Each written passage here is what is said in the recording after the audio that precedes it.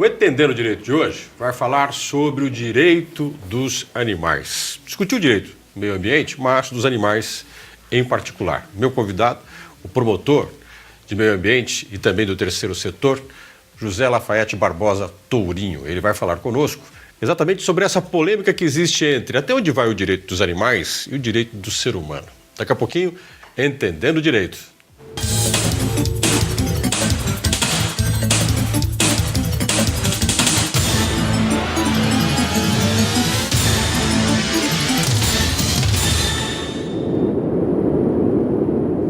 O Entender o Direito de hoje vai trabalhar com o tema que muitos de vocês que estão me vendo costumam se perguntar, e alguns até já ouviram, no senso comum, alguém dizer assim: por que quando a gente acaba vendo um ser humano que mata outro, a punição não vem, ou às vezes vem tarde? Agora, se você matar um animal silvestre, protegido pela lei, você vai preso bem mais rápido.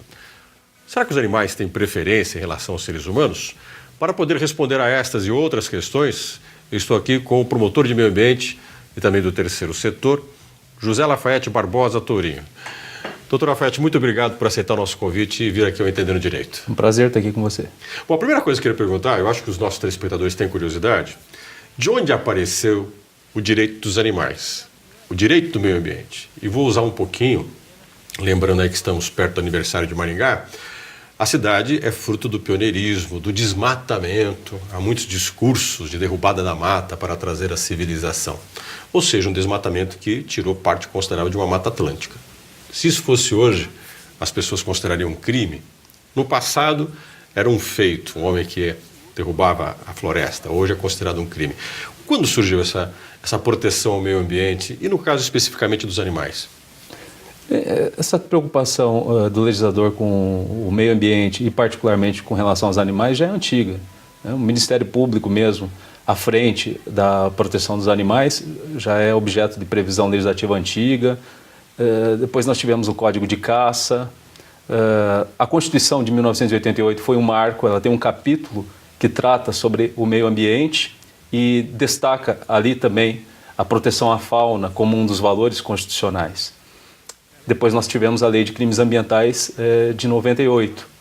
Então é esse conjunto normativo que serviu de base para criar uma certa consciência em torno da questão da proteção jurídica dos animais. Principalmente a Constituição Federal e a Lei de Crimes Ambientais, que prevê como crimes, por exemplo, a própria caça, o maus tratos a animais. E, de alguma forma, isso se reflete na sociedade depois. A partir do momento que vem para o mundo jurídico, depois a sociedade acaba assimilando esses valores que o legislador trouxe. Então, de uma certa forma, o meio ambiente começa a ser ameaçado pelo próprio homem e o próprio homem começa a perceber que ele precisa criar limites para esse tipo de atitude. Isso. Vários autores que escrevem sobre meio ambiente e particularmente sobre crimes ambientais, eles colocam essa questão antropocentrista. O homem como centro de tudo, apesar de, pretensamente, se buscar proteção ao animal, não só o animal, mas a própria flora, os demais recursos de meio ambiente, são colocados como à disposição do homem. Então parte-se do princípio que se acabar com o meio ambiente, se acabar com as florestas, se acabar com os animais, o homem é, em última análise, o grande prejudicado. A questão que se tem com relação ao direito dos animais é que vários autores entendem que essa visão é uma visão bastante limitada. Eles procuram buscar o reconhecimento de alguns direitos próprios dos animais, independentemente dos animais estarem a serviço do homem. Então essa uma discussão bastante atual. Buscar ver direitos dos animais independentemente do direito dos homens. Então significa que nós nunca vamos ter uma legislação idêntica ou transformar um animal num ser humano. O que a gente tem é uma legislação que trata especificamente dos animais. Cuidando mais do estudo dele do que é a necessidade do animal de preservar. Mas no final das contas, preservando aquilo que interessa ao próprio homem também. A Constituição Federal coloca a questão da proteção da fauna mais no sentido de se atender à função ecológica que essa fauna tem. A importância ecológica dessa fauna dentro de um contexto. O que chamamos de ecossistema. Isso. Assim. E também ela coloca uma vedação, uma proibição a atos de crueldade contra os animais. Então são as duas grandes referências que nós temos: preservação da função ecológica da fauna e proibição de atos de crueldade. Aí já considera uma agressão ao animal, quer dizer, que foge da questão do respeito e sim a agressão. Agressão, a imposição de sofrimento desnecessário. É por isso, por exemplo, que os circos não têm mais animais. Circos, isso, Gilson, é um caminho sem volta, penso eu, felizmente. Então, por mais que haja um dado cultural, se nós pegarmos uma época, aquelas pessoas mais antigas, às vezes acostumado com um certo tipo de cultura, de hábito, às vezes podem ter alguma dificuldade para entender que os tempos são outros, né? Então, circo, animal em circo, isso não se tem aceito mais. A farra do boi tem um precedente muito importante do Supremo Tribunal Federal que serve como referência, né?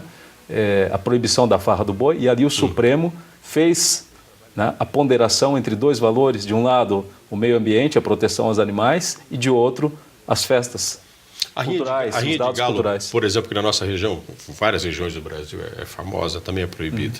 Proibida e tem recebido enquadramento criminal como crime de maus tratos a animais. Estou conversando com José Lafaiete Barbosa Tourinho. Estamos falando sobre a preservação do meio ambiente e a preservação dos animais. No próximo bloco, nós vamos conversar um pouquinho sobre essa legislação. Como é que ela funciona?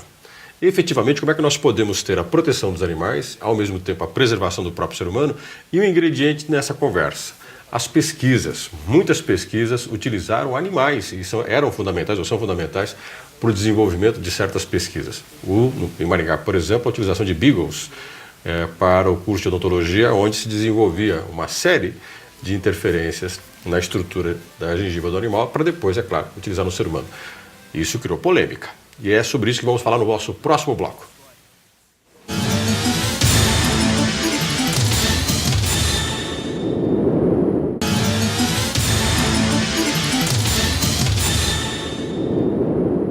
O Entender o Direito de hoje está falando sobre a preservação do meio ambiente, especificamente sobre os animais. Meu entrevistado é o promotor de meio ambiente, José Lafaiete Barbosa Tourinho.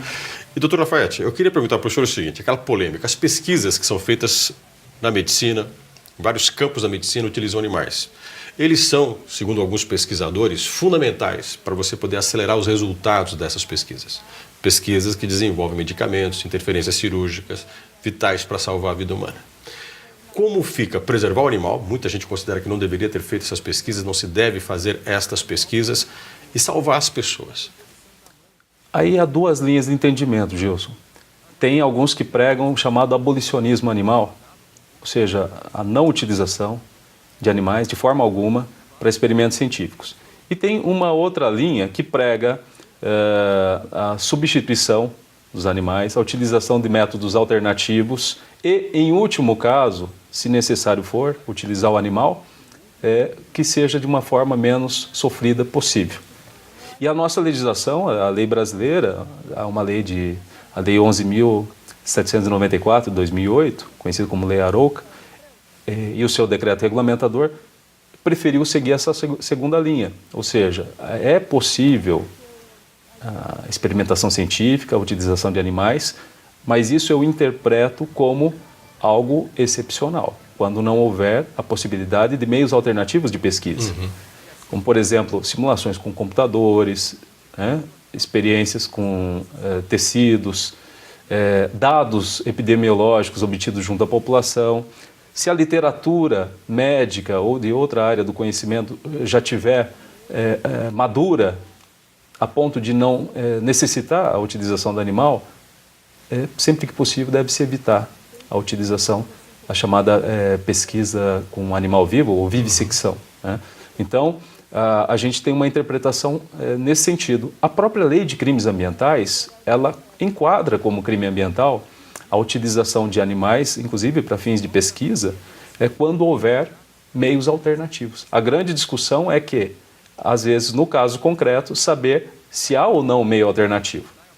Em algum segmento, como por exemplo no ensino, muito avançado já, muito se avançou com relação a vídeos que podem muito bem reproduzir uma experiência, né? Agora, na área da pesquisa, é algo mais delicado. Eu vou ter que ponderar, no caso concreto, acerca da necessidade ou não de se fazer aquele experimento, e eu vou ter que buscar subsídio naquela área para saber se existem ou não meios alternativos de pesquisa. Então, se eu tenho meios alternativos, eu devo excluir a utilização do animal. Então, a utilização de animal para pesquisa implica que o pesquisador tem que estabelecer, ou está sujeito a uma série de regras e critérios para poder utilizar esse animal. Não é simplesmente querer e poder. Não, existe de forma uma alguma. série de justificativas que ele tem que fazer para isso.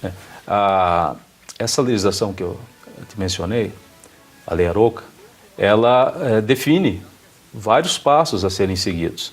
E ela institui as chamadas comissões de ética e bem-estar animal dentro dos centros universitários, né, que se propõem a fazer esse tipo de pesquisa com animais. Deve haver uma comissão de ética composta por várias áreas, né, claro, as áreas que estão fazendo pesquisa, mas também com integrantes da sociedade civil organizada, protetora dos animais. Essa é uma das críticas que eu faço à legislação.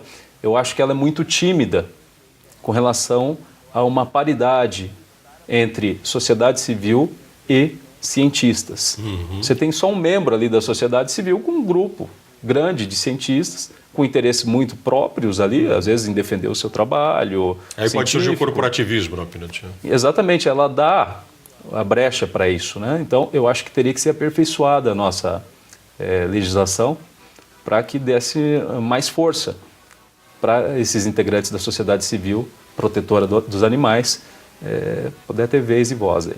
Agora, vamos falar um pouquinho do cidadão comum? Estamos falando do pesquisador, mas muitos dos que judiam dos animais são pessoas do cotidiano. A gente costuma ter a adoção, a gente tem um animal, a gente quer ter um animal de estimação, mas os cuidados com esse animal de estimação nem sempre são muito respeitados. Existem punições para quem descuida do animal doméstico? Porque tem épocas de férias, vou dar um exemplo, tá? Em que o ser humano vai viajar, a pessoa vai viajar e ele não tem com quem deixar o seu animal. O custo de uma empresa especializada, um pet que cuida do animal, é muito caro. Aí ele prefere deixar o animal na rua. Como é que se pune uma pessoa como essa? Existem instrumentos eficientes para isso? Tem a prática aqui em Maringá, por exemplo, nos juizados especiais criminais, onde são julgados os crimes de maus tratos a animais. Em vários casos têm sido enquadrados aqueles proprietários de animais que deixam o animal sem bebida, sem comida, acorrentado, sobretudo com uma corrente machucando o pescoço, uma corda curta, uma limitação grande da liberdade de locomoção do animal. Tudo isso tem sido tomado em consideração na hora de se condenar alguém por o crime de maus tratos animais, né, cuja pena máxima vai até 1 ano, né? O que é que pode Mas fazer? o tipo penal, o crime, é aquilo que a gente chama de crime doloso, exige intenção em se causar um maus trato, né? Praticar ato de maus tratos, abuso, mutilação de animal, né? E qualquer animal. Animal Agora, doméstico, silvestre, domesticado. Quem é que pode fazer a denúncia? Qualquer pessoa pode fazer a denúncia. Eu posso ver o meu vizinho maltratar o animal, eu posso ligar. Sim. Como é que se pode denunciar isso? As denúncias chegam por vários meios. E isso vai passar também, Gilson, por aquela questão da forma como a sociedade está enxergando isso diferente. Talvez, se fosse algumas décadas, talvez não sensibilizaria tanto. Mas, hoje em dia, sempre tem um protetor de animal por perto. Se não o próprio vizinho, né, e às vezes não é nem caso de maus tratos, às vezes o vizinho está exagerando, né, pode ter alguma outra coisa por trás daquela denúncia, a gente sempre investiga. Né, ou requisita uma investigação policial primeiro, para depois tomar alguma outra medida. Mas sempre tem alguém de olho. Os protetores de animais, sejam eles formalizados, as ONGs, ou sejam chamados protetores independentes, quando a pessoa menos imagina, a gente já pegou casos aí que foi o animal abandonado, dia de chuva, lugar ermo, o sujeito nunca imaginava que ia passar alguém por ali e passou um protetor de animais. Aquilo aí foi filmado, então acaba tendo um processo criminal. Agora, a gente não pode confundir essa questão onde há a intenção de abandonar, onde há a intenção de maltratar, né, bater no animal, coisas do tipo, com uma eventual falta de cuidado, que a gente chama mais próximo aí da negligência, da imprudência, né? Que já é um crime menor. Nesse caso, para fim de crime ambiental, nem se enquadrem como crime. O crime, ele exige a Quando forma há intenção. dolosa, a intenção. Então, às vezes, por esquecimento, o sujeito saiu correndo de casa, né, e acabou esquecendo de deixar comida para o animal. deixar a comida para o animal. Claro, isso daí ele vai ter que tomar cuidado, pode receber até alguma orientação nesse sentido, mas se não houve a intenção, a lei penal não pune, porque o tipo penal, o crime, só se prevê na forma dolosa. Alguns crimes têm tanto forma dolosa quanto culposa, mas não é o caso do crime de maus tratos. O legislador só previu a forma dolosa. Estou conversando com José Lafayette Barbosa Tourinho. Estamos falando sobre o meio ambiente, especificamente as leis de proteção aos animais. No nosso último bloco, vamos falar de uma questão polêmica. Até onde vai o direito dos animais? Até onde vai o direito dos seres humanos? Algumas pessoas tratam os animais como se fossem seres humanos. Nós temos desde festa de aniversário para animais, casamento. Nós temos inclusive um ritual todo de cuidado do animal que muitos pensam, por que não adotar uma criança em vez de um bichinho? É sobre isso que vamos falar no nosso último bloco.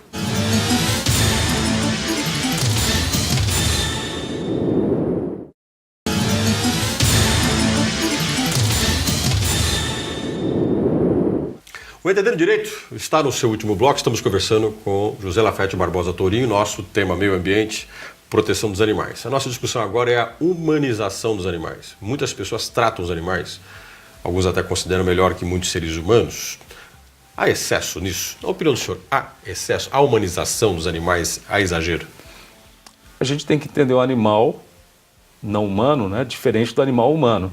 Então, o que a gente verifica é que, às vezes, pessoas, de fato, por vários motivos, às vezes por carências, às vezes porque precisa de um companheiro, então trata aquele animal como, né, às vezes como se fosse uma relação com humanos. Uma compensação.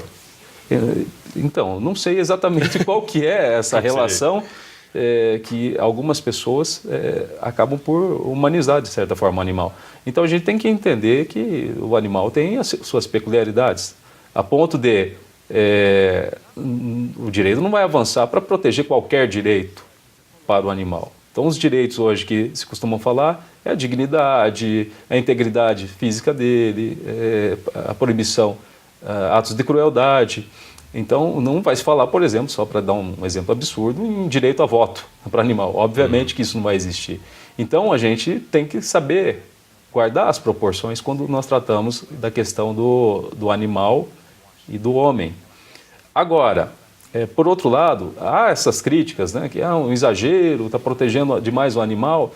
Eu não vejo assim, Gilson, até por já passar por várias áreas de atuação no Ministério Público, promotoria de defesa do idoso, defesa do consumidor e tantas outras, o fato de eu estar protegendo, tutelando, de a lei estar tutelando o animal, não quer dizer que você vai deixar de tutelar o homem nessas várias situações, né, de direitos da criança e do adolescente, direito das minorias, né, direito da pessoa portadora de deficiência.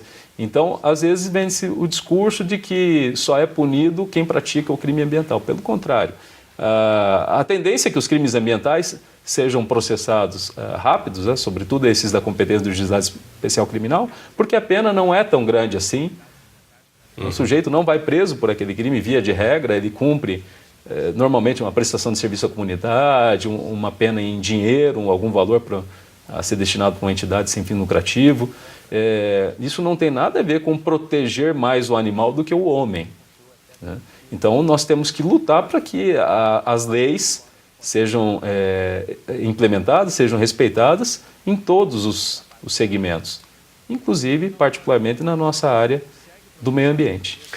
Futuro. A gente tem um olhar para o depois, quando se fala dos animais, pensando um pouco no comportamento do ser humano. Se é o ser humano, como o senhor colocou no começo da nossa conversa, que vai cuidar desse meio ambiente, vai cuidar desse animal, vendo inclusive a sua própria situação de criar um ambiente saudável para esse homem viver, o homem de hoje é egoísta, imediatista e tende a ter uma relação com os animais muito de comércio. A gente tem um monte de mercados de pet que atende a muitos tipos de animais, especificamente tipos de pessoas que gostam de tipos diferentes de animais. Como é que é o futuro da legislação ambiental em relação aos animais? Nós vamos chegar a ter uma boa relação com os animais? Esse exagero e essa mistura entre o homem e o animal vai aumentar? Eu acredito que a proteção jurídica aos animais e, sobretudo, a proteção penal aos animais vai evoluir. E eu penso que o legislador deva contemplar nos textos legislativos de forma mais clara quais são os direitos dos animais. Hoje, essa questão do animal tem sido visto muito como de um objeto, né?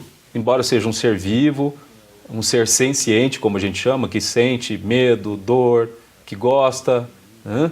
Que se estressa. Esse animal, à luz do Código Civil, da legislação, você vai ver lá ele como algo de propriedade do homem. Então, eu entendo que a legislação deva evoluir para que sejam assegurados aos animais alguns direitos básicos.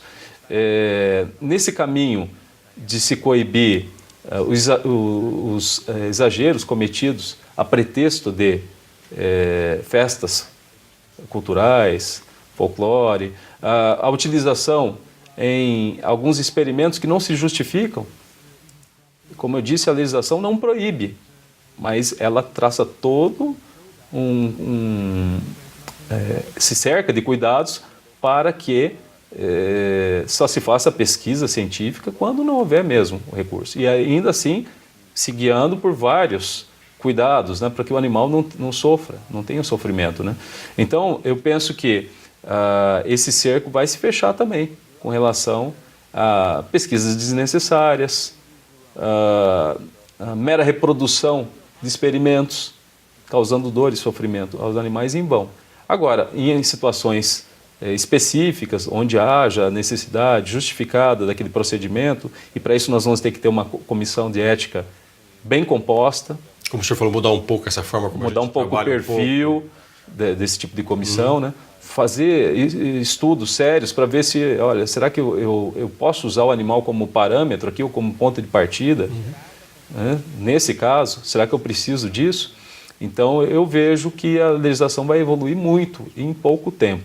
Agora, chegar ao ponto de querer dispensar o mesmo tratamento para animais e homens, isso não. Isso parece que vai estar muito fora da nossa realidade. Né? Pelo que o senhor coloca, a gente precisa ter um olhar diferente sobre o animal.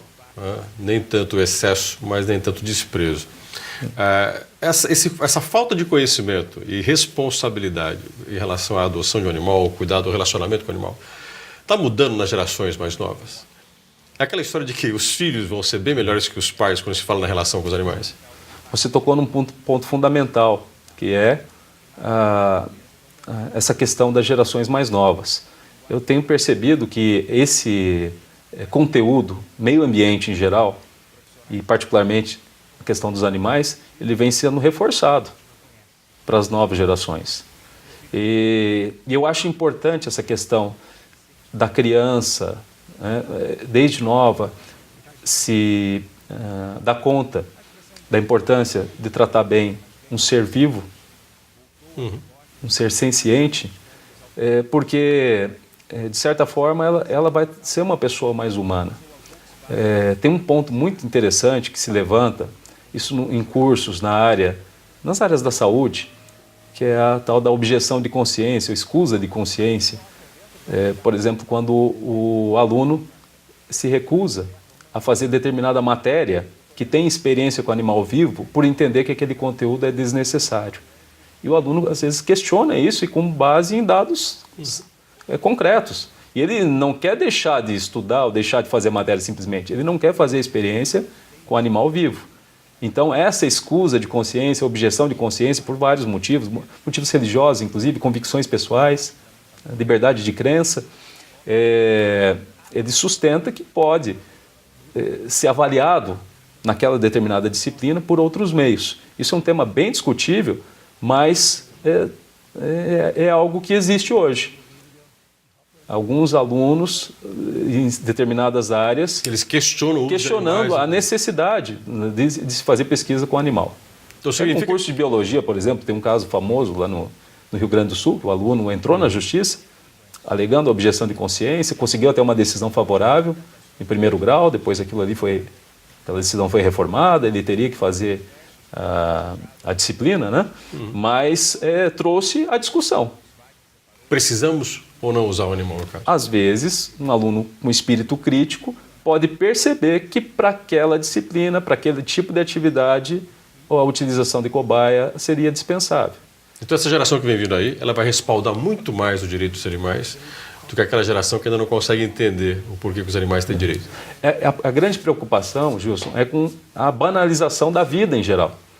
O sujeito fazer brincadeira desnecessária com o animal, impor sofrimento ao animal, às vezes na grade curricular de um determinado curso, uma aula que era para ser algo construtivo, virar a banalização da vida no animal.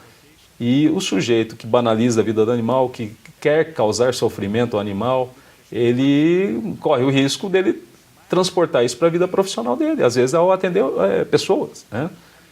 Imagina, e aí às tem que vezes, se denunciar e tem um que ser profissional de uma área, né, de médica, de atendimento, que não tenha essa visão de tratar bem os animais. Então, esse profissional se forma e às vezes com uma visão equivocada da vida como um todo. Então, por isso que é necessário ponderar até quando se justifica a utilização nesses experimentos. Doutor Lafayette, muito obrigado por essa conversa no Entendendo Direito. Obrigado, eu que agradeço o convite para tratar de um tema tão importante. Conversei com o José Lafayette Barbosa Tourinho, ele é promotor de meio ambiente, também do terceiro setor, falamos sobre o cuidado com os animais, a proteção dos animais que existe na legislação. E tentamos discutir alguns temas polêmicos, então onde vai o direito dos animais, dos homens.